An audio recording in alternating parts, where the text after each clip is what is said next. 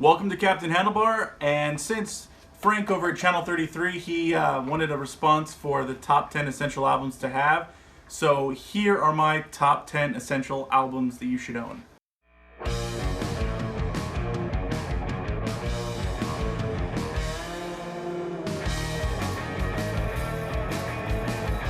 Now, first of all, before we really get into it, I decided not to do like the top 10 essential albums like I believe you should own. These are the top 10 essential albums that I got when I was a kid.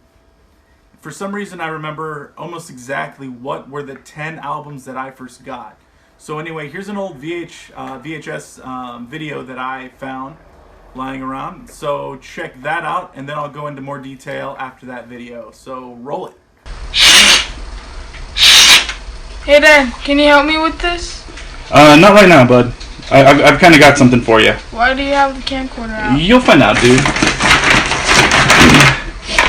Look what I picked up for you.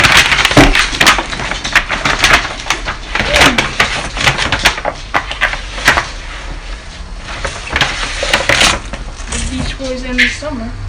Yeah.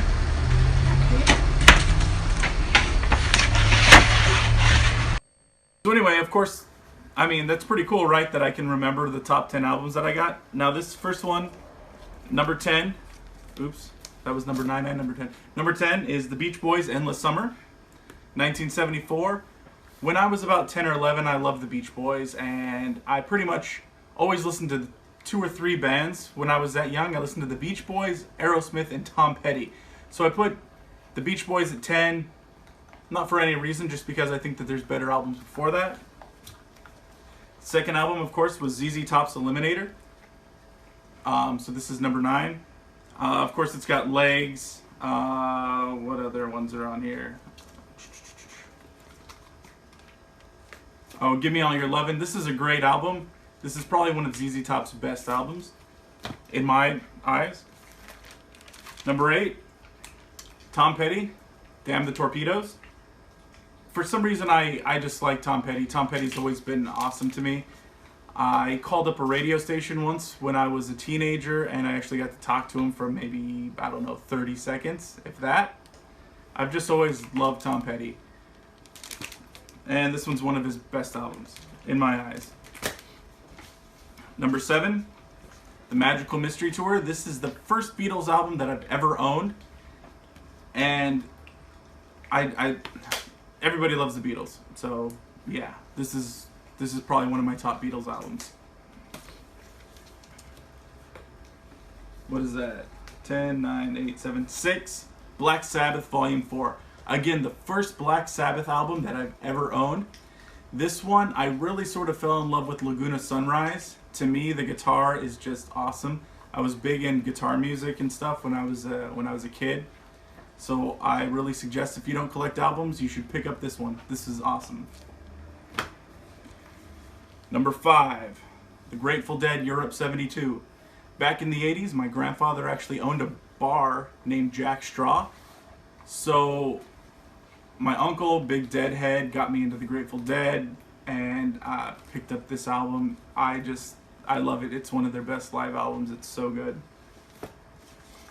4, Aerosmith's first album.